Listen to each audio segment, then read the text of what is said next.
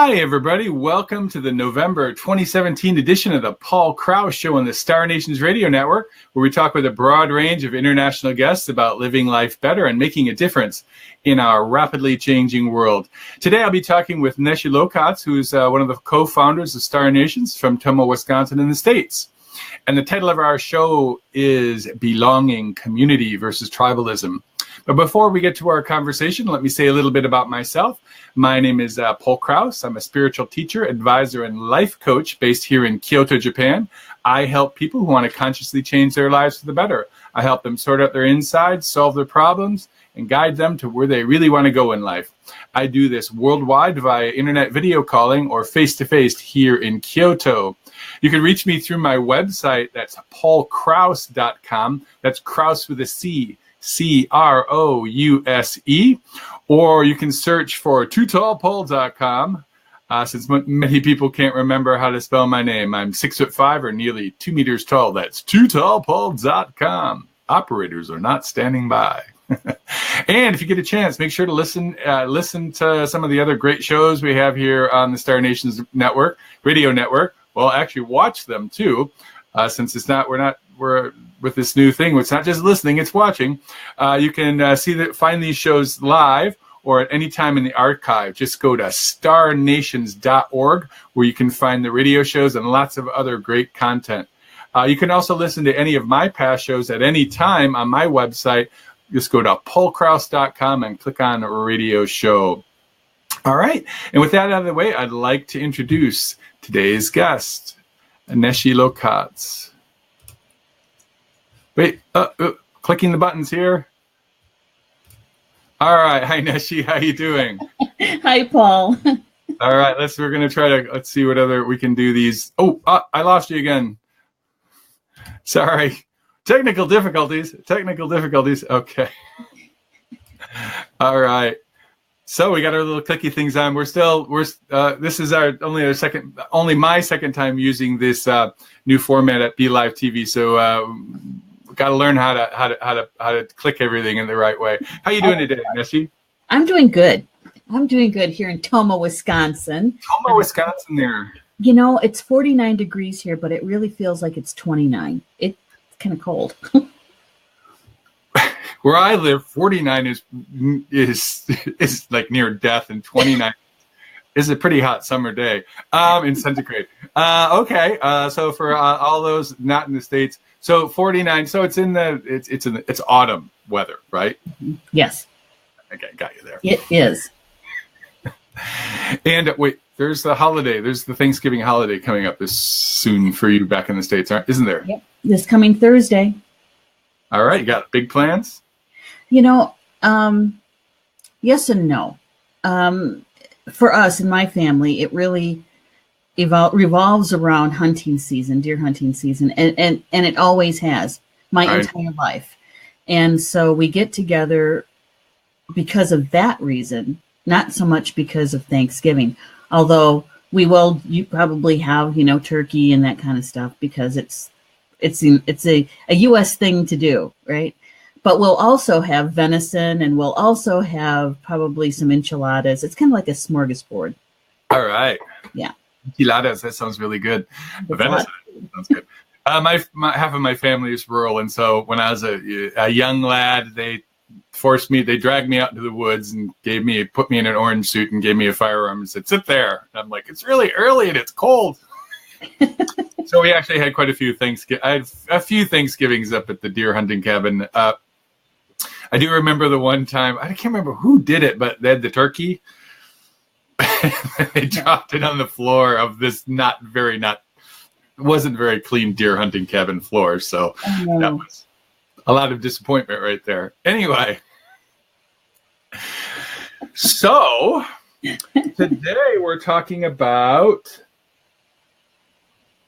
belonging and community versus tribalism. And you'd come up with this idea for our show subject today. So what brought you to that? Why do you want to talk about this today? Well, it's been some time. I want to say it's probably been at least a year. Dana and I had done a show, I think it was on Walking the Red Road.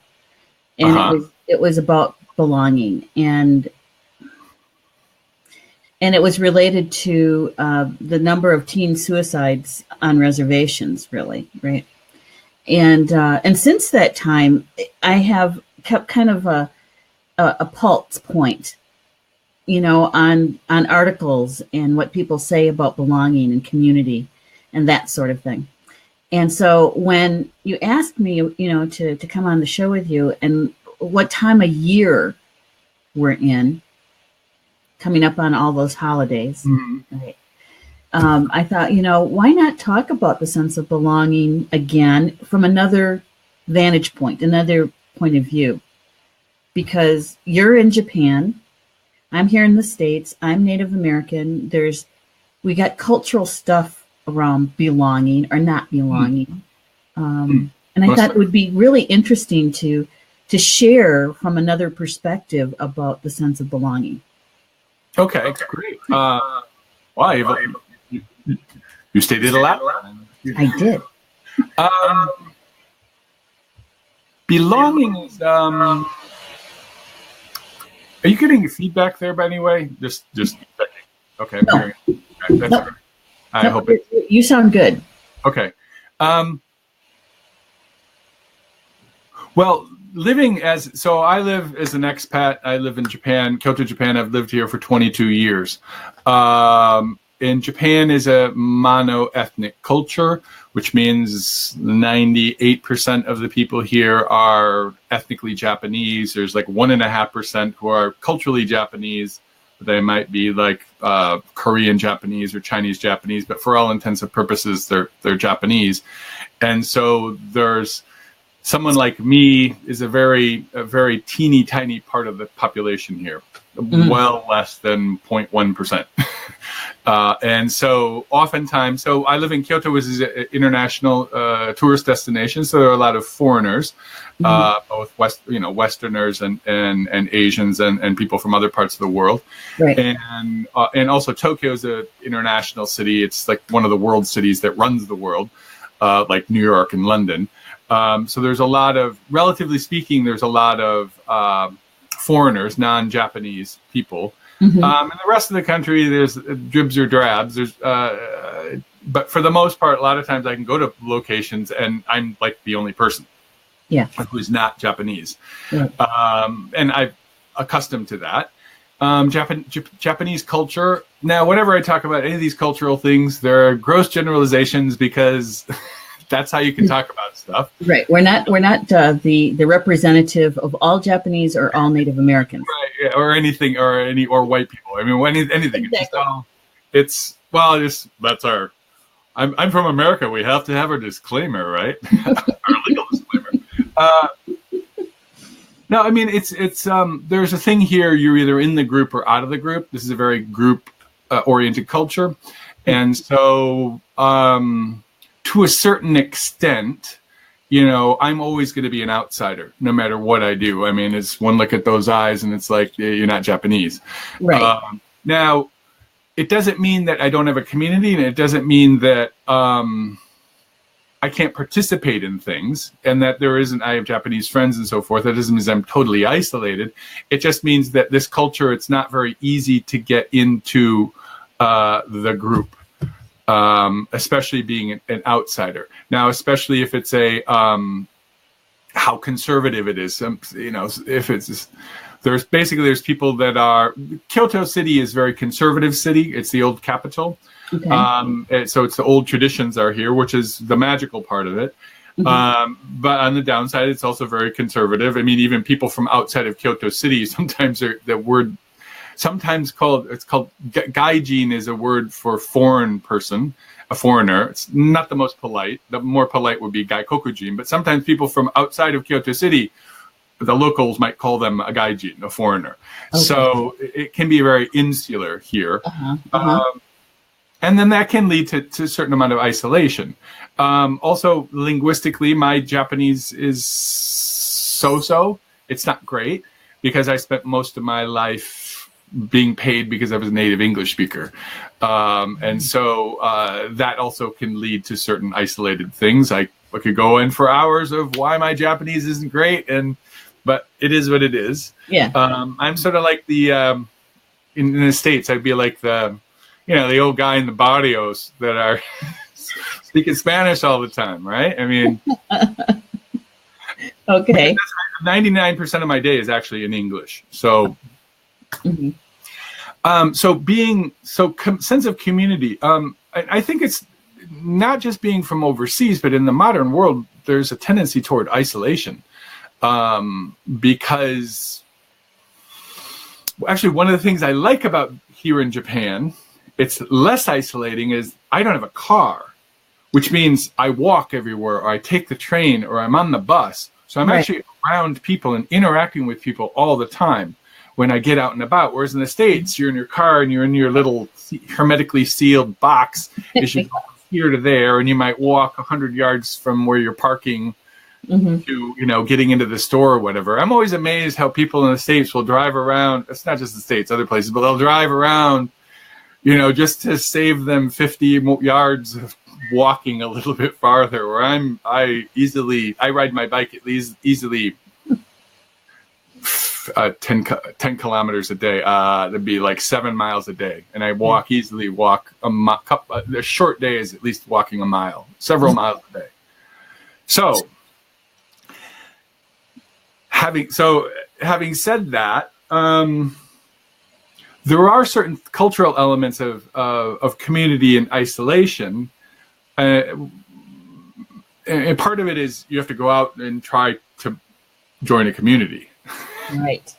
Right. So actually I was feeling very isolated a little while back, and it was not good for me, not healthy for me. And then one of my friends, her husband owns a CrossFit gym, and she grabbed me by the ear and dragged me into the gym. And that was really good for me. Not partially because of the exercise element, but by the way that gym is set up, I was able to meet lots of different people, both foreign and Japanese, and people from doing a whole bunch of other different things. And the way that the workouts are, it promotes friendship and a community. And that's sometimes my saving grace. Sometimes if I'm feeling isolated.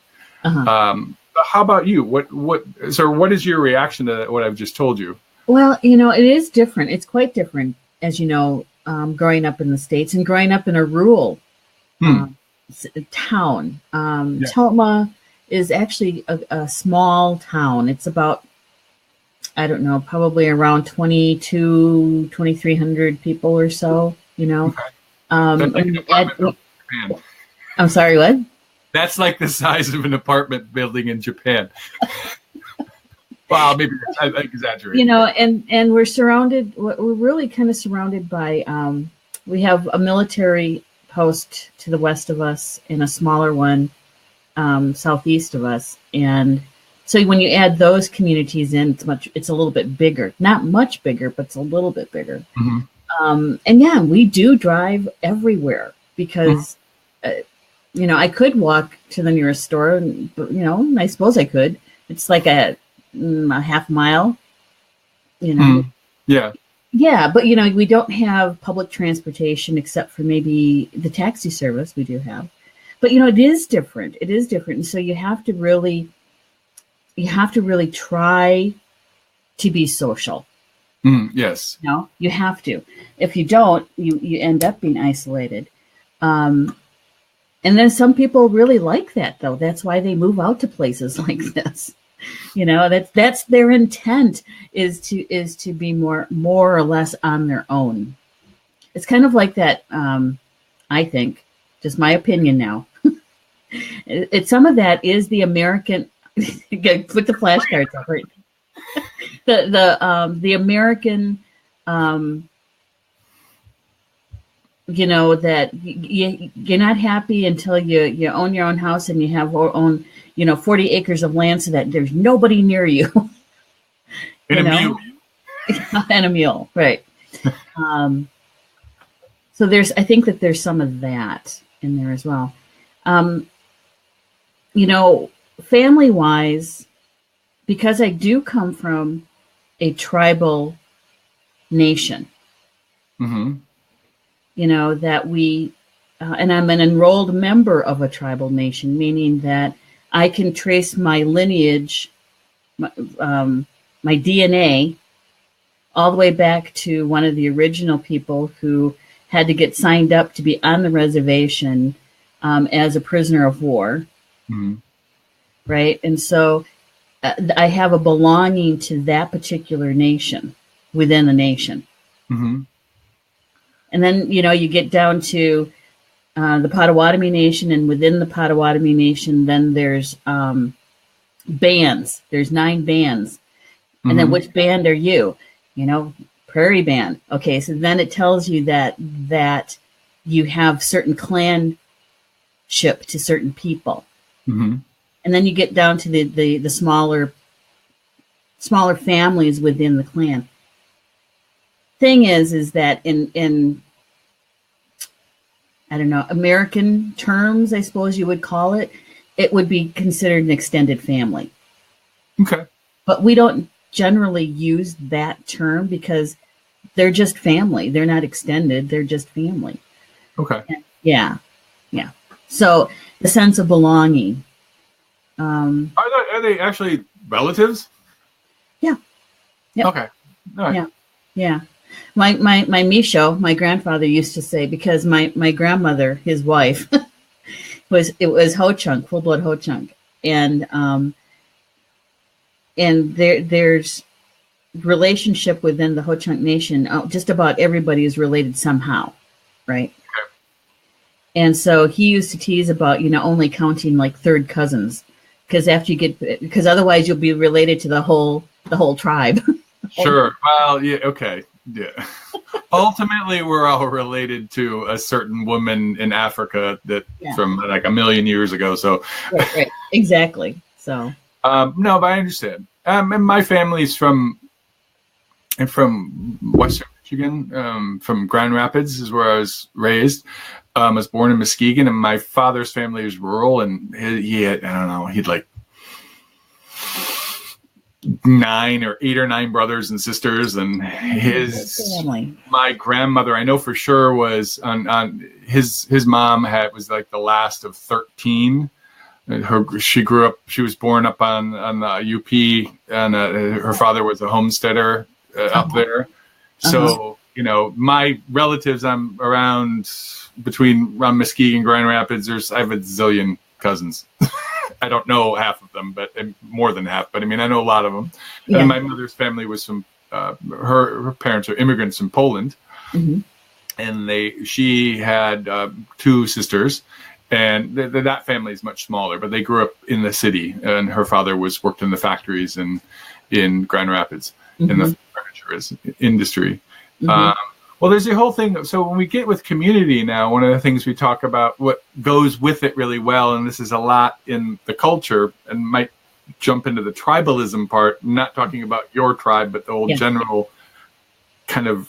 What do they call that? Neo-tribalism? New tribalism? Modern tribalism? I've only heard the word tribalism, but it could very well be. Where's this sort of sense of identity?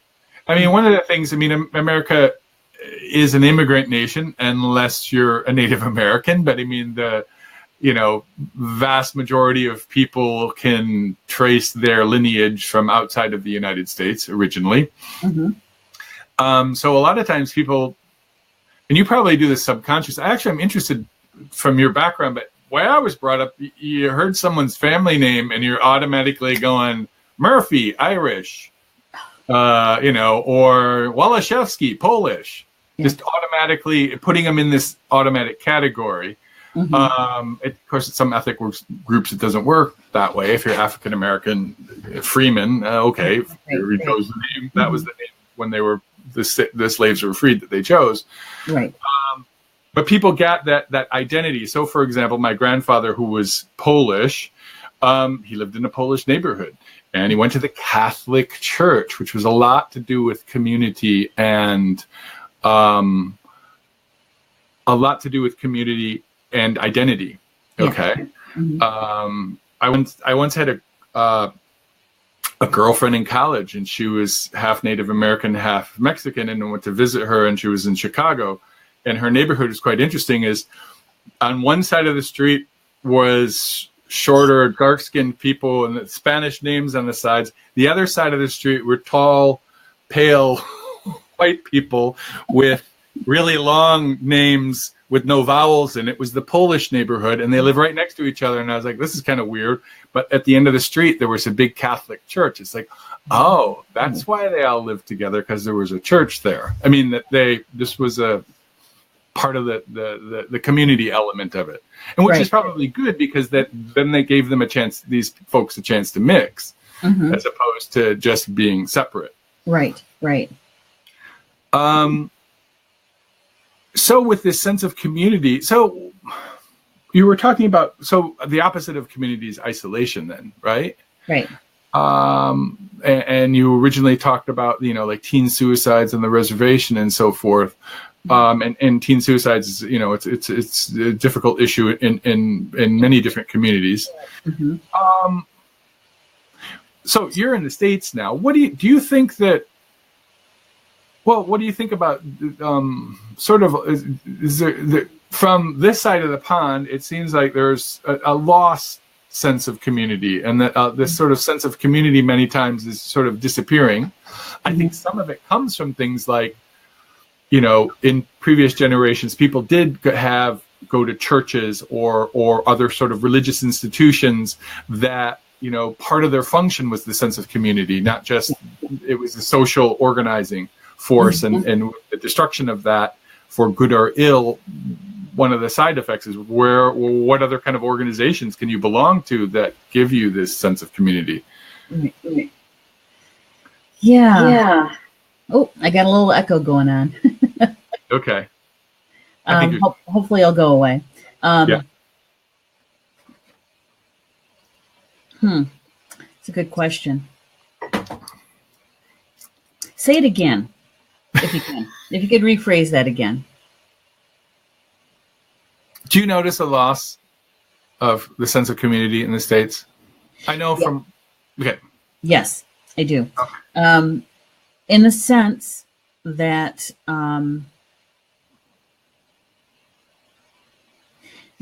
the way... Okay. Maybe it's more generational. Because in a way that we used to have intact families, and I'm talking probably, you have to go back quite a few generations, or decades, I mean, all right, is that we used to have intact families, and the family structure is so different now than it was like in the 50s or 60s, right? It's very different. And I'm not saying that it's bad or a negative thing. It's just, I think that as society, as cultures, as people, we are so... it's easy for us to go from point A to point B. And so families started to disperse. They didn't have to grow up in a rural Wisconsin community when they really wanted to be in Chicago, when they really wanted to be in LA. They really wanted to be in a big city, right? There's nothing stopping them to do that other than finding a job and to be able to support themselves. And many people did that, dispersed. And so I think the structure of the family changed quite a bit. And then when you do that, then you have to find your own community. Whereas at one point, it used to be our families. You used to live in a neighborhood where it was, your house, and then next door would have been a cousin or an aunt or an uncle, and grandma and grandpa were kind of, a few houses away. You were kind of in the same general area. And it was easy to get together as a family, as a clan, to do that. To do that now, people have to fly in. They have to drive across the state. So I think that it has changed. It has changed. Or across the planet. Across the planet. That's a whole nother show, Yeah, well, no. I mean, the whole dispersal and the modern world has, changed a lot of things. The industrial age, the whole nuclear family where there was, the father and the mother and, the 3.5 children or whatever. Yeah, that's changed. That's changed all over, not just States. In the States, maybe it advanced a little sooner than in other countries because the development level of the States was ahead of other countries. But I'm also seeing, or sensing rather, it's coming back around. That pendulum swings in both directions, right? And the pendulum is starting to swing back, I think, into being more connected, being and it not necessarily getting back what we lost, right? To try to duplicate that, as much as it is finding where you feel good, where you feel like I'm a part of this community, I am an active member of this particular community, and it may not look anything like what you left back in rural Wisconsin, but you have this community, and I think that pendulum is swinging back. At least, and I have to bring this up. I wasn't going to, but I am. Okay. All right. So last year, here in Indian country, it was very much in the front of our minds, in front of our hearts, Standing Rock and the water protectors and protecting the Missouri River. And when people started going to Standing Rock to help support, to be allies, to help actually be in the front lines kinds of things, there were people from all over the United States, all over the world that came. It united people historically. It brought together people from very, very different backgrounds. Why? Is because they wanted to protect the earth. They wanted to support people who were doing this. And it became a movement. And you saw it going from community to community, from country to country, all across the globe. And why was that? Why was that able to happen then? Personally, I think it's because how people feel about the earth, how people feel about Grandmother Earth, and how if we don't start changing how we treat her, that we're not going to have a home. And it's hardwired into humans to protect what you love. Sure. Well, but also, I guess the question I was trying to get at too is, we're able, because of the internet, we're able to communicate and connect in ways that we were not able to before, in an amazing way. Just having this conversation right now, 10 years ago, 20 years ago, we'd have to have a TV, we'd have to have two TV satellite trucks, and it would have cost a ton of money, and it would have been a lot fuzzier. Right. And a much smaller number of people watching. Right. Yeah. So that, with the modern age, the way things are changing, there's always, everything's like a double-edged sword. There's a positive and a negative. So people are able to unite together over a common idea and common goals. And you're able to, as a few people, you have a cell phone and you're standing there, a few political activists are able to communicate to a broad variety of people if they make the connection relatively easily. Right. All they had to do was live stream it.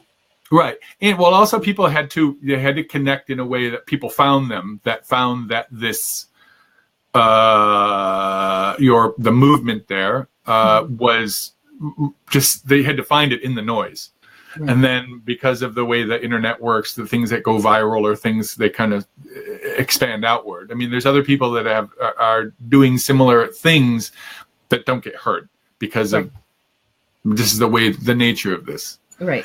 So that way, and also things like Star Nations is a community that you're building online that, wasn't this sort of thing wouldn't be very possible in the past, or much more difficult. Right. All right. Because it was usually, either you had to have a brick and mortar building, or you had to have some sort of like a radio or TV to make or some sort of publication, which was more expensive to run, right? Exactly. To have a TV, to be on TV is expensive, right? The overhead would have been huge. Right. Well, but you also have, with the modern age, we have this, there's, again, the double-edged sword of also but then there's the isolation of the other end of the spectrum, the isolation of people just going, oh, yeah, hi, Neshi. Yeah. Just a minute. I got to tweet this. Yeah. Or carrying on 3 different conversations. What? Did you say something? Actually, I think we're talking about addictions. I always had a thing of pulling it up like somebody's smoking a weed and go, one more hit, man. So this sort of, well, come on. The reason why I'm laughing, they were talking about Star Nations, right? And and building this people coming together because we have one thing in common, and that is spirit and how we express our gifts from spirit, right? Mm-hmm. And so I've had it said to me more than one time by different people. They love the shows, they love the magazine, they can't get enough, that they become groupies. And it's like, it's like they can't wait for the next show to come on. And so in some respects, maybe because we all have addictions of one kind or another, how many people buy books like mad? How many people eat chocolate like mad? Coffee. Well, I've been sober for 26 years, so I understand a bit about addiction. Yeah. So, well, okay. So people get the downside of what we're talking about, belonging, and a lot of people are this sort of like, there's this politics of identity now. I'm a member of this group, and I must be part of this group. And then people, especially like in politics, people have become very fractured, and it's like my way or no way kind of thing, and that people don't listen to each other now. A lot of times it's just screaming and yelling, and it's really difficult to have for example, an honest political discussion about something, because if you're not in this group, you must be obviously in the other side, and they're evil and blah blah blah blah blah. And I personally think most people agree on it, like 80% of stuff, maybe 90% of stuff. It's just this other little stuff that people are yelling and screaming at, and then there are people that make their living to feed that fire. Yes. Right. That's their living. Their whole thing is that here's some gasoline. Here's more gasoline to throw on that fire, and here's a fire bomb. And it's not just in the States, it's all over the world. And there's always people that are, no matter whenever people are trying to get close to break past this, these people keep throwing fire bombs in, and they use vocabulary and keywords all the time. Yep. Sometimes one of the things I do here to make some money off to the side is I lead some tour guiding here in Kyoto City. It's an international tourist destination, and it's very interesting when I'm talking to the clients is I can tell where they get their media content. It's like, oh, you listen to Rupert Murdoch owned TV stations and newspapers or whatever, because like the certain vocabulary comes out, or people on the left have their certain vocabulary that they use, and it's kind of a little bit of they kind of throw a couple things out to see if you're on their side or whatever. Yeah. And but I've actually learned how to talk with folks that have very different political or whatever leanings than I do, is try to find the thing that you have in common. Yeah. Right. So, and especially if somebody's going in a sort of a rant element of it is to firstly listen to what they have, and genuinely they have a concern, whether it's somebody. So for example, if you're talking about immigration, people have a concern, whether it's specific, whether it's true or not, or whatever the information they're getting. But if people have a concern, so for example, maybe they live in a neighborhood that used to be all their own ethnic group, and suddenly these foreigners are coming in. I'm one of them foreigners. The foreigners are coming in, and they're doing things differently, and maybe they don't adhere to the old rules. And some people get really, it makes them feel very uncomfortable. It used to be our neighborhood was, all my ethnic group, and suddenly these other people are coming in, and I feel uncomfortable about it. And then people start yelling, and people, how shall I say this? Some people might express legitimate concerns, and then there's those people who throw the fire on the gasoline on the fire. And so you can't have an honest discussion about, do two people that are coming in, do they integrate, or how much freedom do they have, or whatever, how we have a discussion of how that can work, as opposed to attacking someone because of their race, because of their ethnicity, of their religious groups, or whatever.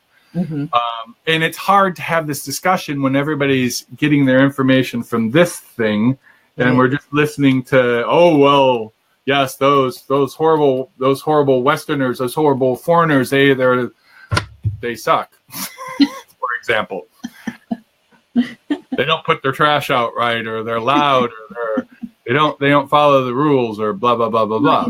I think you touched on something there, many different things actually, but one of them that kind of jumped out at me is the way that copywriters, the spin doctors, how they spin certain things in one direction or another. Oh, and there is some copy that has been around for, I don't know, a few years now, and one of them is something about your vibe is your tribe. Okay, that's one of them, and the other one is finding your tribe or growing your tribe, especially when you're talking from a marketing sense, growing your tribe. And from a person who is a tribal person, I look at that and I'm thinking, how do you grow a tribe? It's like, what are they really looking for? How are they looking for this? Why are they looking for it? Oh, well, why? If it's marketing, you're trying to get sales, right? So you're trying to find your demographic, right? That magic thing that who's going to buy your product or service. And so what they do is they find what it is that what do they call that? What their market needs, what they desire, what they want, the emotions behind it. And so what they try to do is they try to plug into that, right? Sure. And so when they're talking about your vibe is your tribe, what is that really saying? It's like you have to, first of all, what is your vibe? Who are you trying to attract? So you attract your tribe, or you find your tribe. And so it goes back to that sense of belonging, that sense of being, And just finding like-minded people. Like-minded people. Which is, there's a good and bad to that. It's good to be around like-minded people, but I also think that non-like-minded people should actually interact with each other so that you realize that they're not evil. There's some people that are good. Seriously, humans are human. And from my travel, I think most people are pretty good, but we all have our thing. Right? Nobody's saints, and I don't even think the saints were saints. But then there are some people that are varying degrees of goodness, and then there are some people that just genuinely are not good. Right. But that's not, I think the vast majority of people are. Well, people have this similar wants and needs, even though culture is sort of the shape of our brain, shape of our mind, not the brain. Yeah. And how it's been formed by society and our community. And that's how we think. But I think, we all we have the same feelings. We have the feelings of I want to have love. I don't want to suffer. I want good things for my family. I want, all these basic human things. I want them to be safe. I want them to be healthy. Right. That's all. That's totally human. Every culture you go across. Actually, Psychology Today, in an article, I think it was it's a few years ago, probably around 2014, 2015, something like that. They were talking about the sense of belonging being very much a part of the hierarchy of needs. It's like food, it's like air, it's like water. Okay. For humans. Sure. Most definitely. Basic need. And if that need isn't met, right, then Well, We're social animals, yes. right.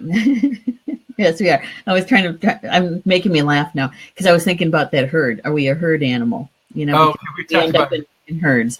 But humans are the trees, so herd is. But we're those clannish.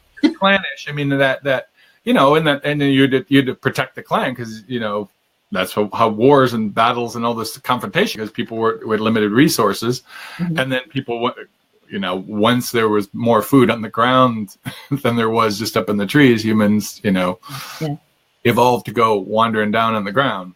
Right. But the fact that it is a basic need for humans, I think that's why we spend a good portion of our time looking for where we fit in, looking where we belong. If we don't find it within our own family structure, we look for it elsewhere. Sure. And now a lot of that is online. Yes. And I think that the downside of that is, there's an upside. The downside is I think it's really good for people to be in the same physical space. Whilst you can, there's just one thing, like you and I having this conversation now is wonderful and it's amazing, but it's different if we're in the same room. It's different if you can pop over to your house. It's different if... It was different to have this conversation in our old way, to be able to provide the shows through Blog Talk Radio, through internet radio, because we couldn't see each other. Sure. Right? It was our voices, which was great. We did a lot of wonderful shows that way. Right. Reached a lot of people that way. But bringing it over to Be Live TV, to be able to use that app to live stream the way that we do, has put the energy field in a different way, where you and I can actually see each other and having this conversation. And so the energy around the conversation is much different. Sure. Right? And it would, then again, if we were in the same room having this conversation, again, the energy would be different because we'd be literally in the physical field. Right? Yeah. So people are searching. Uh-oh.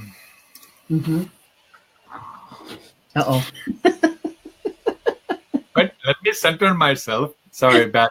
No, I was waiting for the question to come. No. I had an experience with a cultish group in the past. I'm not going to name it because I don't need the hassle.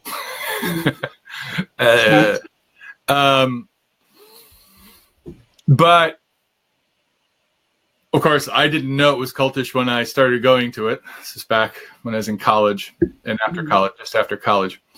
But what I have to say about that is I learned a lot about how these organizations work.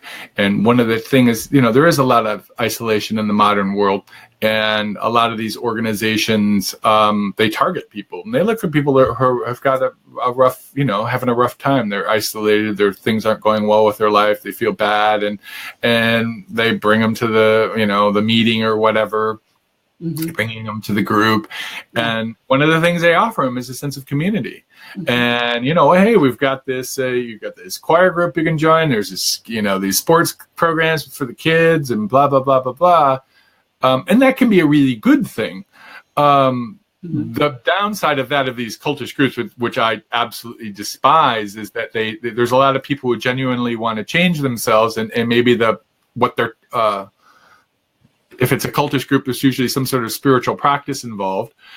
Is that, the people that are running the show have this definitely ulterior motive about controlling people in power, and usually there's money involved with that, and they're manipulating people who genuinely want to change to live good lives and to have a sense of community, and then they're using that for not good. I don't like to use the word evil, but in a very manipulative, horrible way. And so people are really looking for this sense of community and being able to belong. And so when we see the tribalism aspect of it, what I see online and in other places is people. So, for example, it's easiest for me to talk about politics because just I have a lot of experience with it, but also it's easy to see because people, unless you totally turn off to this, people are it's my group and your group sucks. If you're not in my group, you're automatically an enemy. And so there was a story I just read the other day when the BBC was talking about, there's these sexual harassment scandals, and there's this guy who's he was in Alabama, and he's a very conservative. He was a judge, and he's running for Senate, and he was accused of lots of sexual assault and sexual harassment of people, including with a minor. Now, firstly, I have to say all of these things are just accusations. We don't know. I mean, there is a lot of the trial by, it's sort of like the Red Scare kind of stuff. People make an accusation is made. Is it true or not? Yeah. But also people were defending him. The way the story was talking about was that people, if somebody in your group is this accusation made, automatically you're like, oh no, it's he or she. Here it's guys. Yeah. He's a good guy. It's all right. This is just your political blah blah blah blah blah. And so that people automatically wouldn't even consider looking at the evidence. Now this goes, and how this feeds into this sort of firefights that everybody has online or on TV with their political stuff. They refuse to look at any objective evidence against something, just because it's against my point of view. But this can go on to, we can talk to the left or the right or whatever, and beyond this subject. Quite a few years back, Bill Clinton came to speak here in Japan, and I was fortunate enough to get a ticket. I don't know, have you ever seen Bill in person? Not in person, no. He's an amazing guy. It's like, I've never actually seen any person, like his charisma is like, and it was a big room. He walked in the room, it's like, wow, wow, Bill. And he's a super smart guy. Yeah. And he was raising money for actually some good thing. I can't remember, but it was like AIDS money for AIDS stuff in Africa or whatever. Anyway, at the end of his conversation, and this is quite a few years ago, he said that the biggest threat to the world was actually the rise of fundamentalism. And this fundamentalism, he said, was not it was not just religious fundamentalism, but fundamentalism in general, that my idea is great, you guys suck. And that we have this one fully formed ideology or worldview or belief system, and anything that threatens that is attacked. Yeah. And so what that leads to is this isolation, this tribalism, this my group is great, you guys, your group sucks, and so we're going to attack you, and then both sides get that, an eye for an eye makes the whole world blind, right? Right. So what's your reaction to that? Well, I wish I would have been able to see Clinton in person, because I've heard that from other people who have seen him. I've seen Obama in person a couple of times, and I don't know if it's the same level of charisma, but he has a certain way of being able to feel like he's really talking to you. Right. And from, I don't know if I would call it fundamentalism. It kind of goes to, speaking of kind of like the ideology behind gangs, You mean like street gangs? Yeah, like street gangs, because, they're very, very structured. And, they have a hierarchy, and they have an ideology. They have a belief system. They have colors. Well, yeah. And it's very, very tribal. Yeah, it's very clannish. And I can remember one of, there was an elder from one of the Ojibwa clans was talking to a room full of teenagers. And they were talking to them about, belonging to a gang and what they had to do to get into the gang kind of thing, And so he said, what I want to know is why you feel you have to go outside of our tribal nation someplace you already belong because of your blood, your lineage. You're already here. If you're looking for something like that, you already have it. In fact, we already have our own colors. We have, and it was such a good parallelism to it, to gang membership. And he said the only thing that we don't have you do is prove that you're worthy to be here, because you already are. You don't have to go and break a law. You don't have to kill somebody. You don't have to do any of that, because you're already here. Right. And so that was the first time I'd ever heard that kind of description used. And I had to sit back and I thought, oh my gosh, if people are looking to belong, if people are looking for where they fit in, maybe it is sometimes in our own backyard. Maybe it is. You don't necessarily have to go to, I don't know. And what do you call it? A foreign place? You don't necessarily have to do that. So going back to what you said, what do you think of that with Bill Clinton? I think that he, obviously they have looked at this from a very broad perspective. Yes. Right? Obviously. And I think that once you start taking it and looking at it in the bits and the pieces that makes that whole, we're going to find that tribalism in there. And really, what are the positive aspects of the tribalism? That's what we should be looking at. Okay. I think. Well, but maybe it's because I am one. Okay, but also maybe it's because I think it's sort of cultures kind of go back to the default settings, or humans are basically this clannish and tribal small groups, right? I mean, just because the older social structures are falling apart from the industrial age because we're moving into something else, it's sort of defaulting back to this. I mean, because we're talking about gangs, we have to talk about alienation and, the individuals, what their life condition was like, and people are running out to try to find something else. I mean, if they're, yeah. And then this is a whole gangs. Well, that's a whole other. Well, I don't know. Maybe you've got something there, Paul, because maybe is it kind of like hitting the reset button? What? We're talking about that pendulum and how it swings, and eventually we end up kind of in the middle, where that balance is.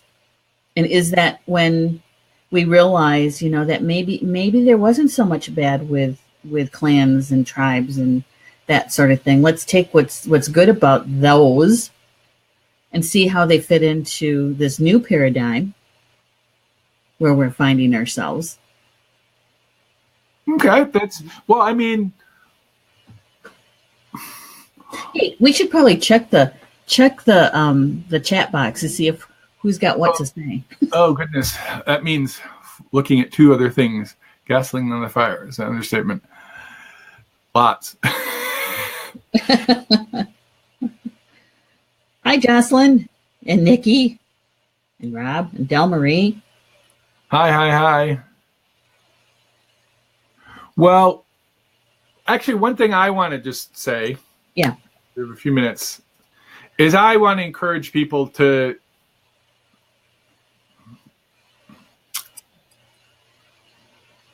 we should all, what did Rodney King say? Why can't we all just get along? That we, to try to encourage discussions where people are not just screaming at each other, and that we try to have this sense of community, and that there's, respect for other people's and their opinions, and to do that in an atmosphere where there is this chaos, is that, each individual person, if it gets down to it, is to, so when somebody says something, for example, a political thing that really angers you, what is that? You have an egoic reaction. I'm attached to my idea. Or when people get really, I'm offended. Americans get offended really easy, by the way. I'm offended. Well, actually, that's good, because you're challenging that ego, because you have this belief, this limited belief system that's limiting you, right? Because of course, we have to organize the world the way that I'm thinking about it. It's the only way you can organize the world. It's like, well, no, the world is, the universe is infinite. You can't put it in a box. We create these boxes just to help us understand it, but the box is just illusionary.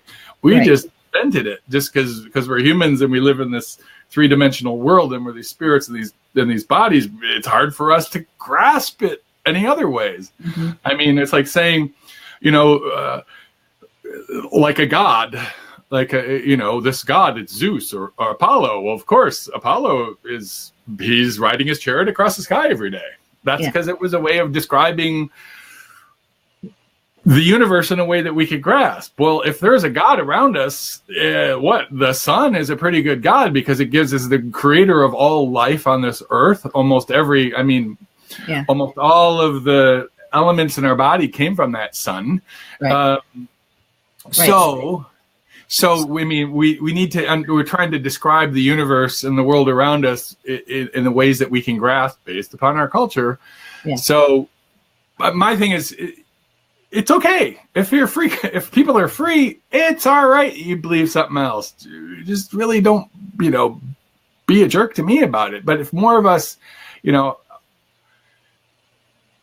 try, why don't we have a union of decent people just being decent to each other? Doesn't have to agree with each other. I don't have to agree with you, but it's all right. You got your thing, I got my thing. Do no harm, right? And you're right, that we are spiritual beings having this physical existence, this physical experience. And who's to say that the belief systems that we choose to hold near and dear, no matter what they are, mm-hmm. is all a part of our growth here, what we're supposed to learn. And maybe it is, if you're very attached to your belief system, very attached to your political party or your political belief, or no matter what it is, if you're really attached to it, what are the good parts that you're attached to, and what are the things that you still even question? Because we should be questioning it. And what would it hurt to sit back and reasonably listen to somebody who might be the opposite? They're not asking you, or shouldn't be asking you, I should say, to switch sides. But to be able to indoctrinate you into their belief system, right? But the thing is, considerations into yeah. Buddha said, our sufferings are based upon, our part of it is our attachments and our aversions. That's the root of all suffering. So we're attached to something and we're suffering because of it. And the other thing with politics is it's always fire. It's always chaos. That's what politics is. It's about power and who wants power and who's got the power and who wants it. Mm-hmm. I'm looking at the clock. We have only a couple minutes left here. So this is an interesting discussion, Neshi. Thanks a lot. And we could, we can talk just about anything, Paul. Really. That's right. Although I'm not really into talking about football. But anyway. I bet you anything we could do it, though. I could. Well, I used to play football over near you at UW La Crosse there. So I was a defensive end of the bench. I was always a good person up in the chair in the stands. Cheering. Yeah, well, I was always, me and my friends that were on the bench, we'd always try to find a mud puddle during the games to fall into so that the girls thought we actually played. Oh, Paul, I didn't actually see you out there. Yeah, it must have been when you were talking to your friends. Yeah, we were winning 45-0 and they let me play. Oh, okay. Anyway, we should end right here. So thank you very much, Neshi, for taking the time. Excuse me. Always fun to be here. Thanks, everybody, for listening in and writing in the chat room. And I went down the wrong pipe there. I did. Inhale it. And, everybody in the States have a happy Thanksgiving. I'm Paul Crouse, and you're Neshi Lokotz. And hey, everybody. All right. Well, thanks a lot. Okay. Thanks, everybody. We'll see you again next month on the Paul Crouse Show. That's right. Bye-bye. Bye, everybody.